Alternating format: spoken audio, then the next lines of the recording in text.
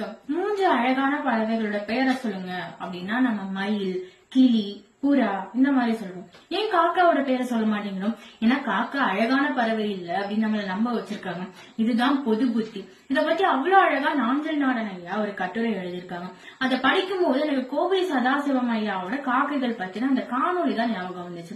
ஏகப்பட்ட சங்க இலக்கியங்கள்ல காக்காவை பத்தின குறிப்புகள் இருக்குது. வள்ளுவர் கூட காக்காவை பத்தி ஒரு குறள் எழுதியிருக்காரு. காக்கை பாரினார் அப்படின்னு ஒரு பெண்பாற் புலவர் இருந்திருக்காங்க. வேற எந்த பறவையோட பேரை வைத்துமே இல்லை. கான்கிரீட் பில்டிங்ல கூட காக்காவோட எச்சம் பட்டுச்சுன்னா அங்க செடி முளைக்கும். அப்ப எவ்வளவு வலிமையான பறவை அப்படின்னு யோசிச்சு பாருங்க.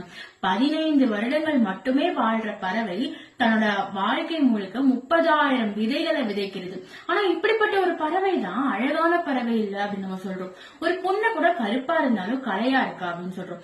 இதுதான் பொது புத்தி அப்படிங்கிறது. கருப்பா இருக்க அப்படிங்கிறதுக்காக நம்ம காக்காவை அழகு இல்லை அப்படின்னு சொல்றோம்.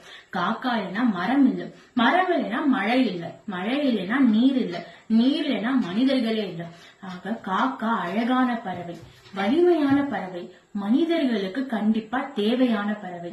இன்னும் 3 அழகான பறவைகளோட பெயரை சொல்லுங்க அப்படின்னா அதுல ஒரு இடம் காக்காவுக்கும் இருக்கணும். நன்றி.